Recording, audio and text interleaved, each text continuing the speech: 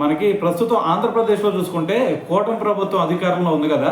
మరి ఈ కూటమి ప్రభుత్వం గురించి రీసెంట్గా జగన్మోహన్ రెడ్డి గారు అయితే కొన్ని కామెంట్స్ చేయడం జరిగిందనమాట. అయితే ఆయన అంటుంది ఏంటంటే చంద్రబాబు నాయుడు గారి పాలనలో న్యాయం ధర్మం అనేవి కనిపించట్లేదని చెప్పేసి, సో దాని తర్వాత ఎవరైనా సరే వాళ్ళని ప్రశ్నిస్తే వాళ్ళందరిని కూడా తీసుకెళ్ళి జైల్లో పెడుతున్నారని చెప్పేసి మనకి జగన్మోహన్ రెడ్డి గారు అయితే విమర్శించడం జరిగింది. సో దాంతోపాటు ఆయన అంటుంది ఏంటంటే మరి ఆయన రీసెంట్గా వైసీపీ లీగల్ సెల్ ప్రతినిధులతో అయితే ఆయన భేటీ అవ్వడం జరిగింది. అయితే వాళ్ళకి ఒకటే చెప్తా ఉన్నాడు, తప్పుడు కేసులు బాధితుల తరపున మీరు పోరాడాలి, వారికి అండగా మీరు ఉండాల్సిందే. సో మీరు కనుక ఇలా చేశారు అంటే మీ సేవల్ని పార్టీ ఎప్పటికి కూడా గుర్తుంచుకునేది, ఎప్పుడు కూడా మర్చిపోం అని చెప్పేసి మరి జగన్మోహన్ రెడ్డి గారు అయితే మాట్లాడటం జరిగిందనమాట. అయితే దీంతో పాటు వాళ్ళకి చెప్తుంది ఏంటంటే మరి అడగనిదే అమ్మాయినా అన్నం పెట్టదు, దాని తర్వాత కోరనిదే దేవుడు కూడా వరవాళ్ళు ఇయ్యడు.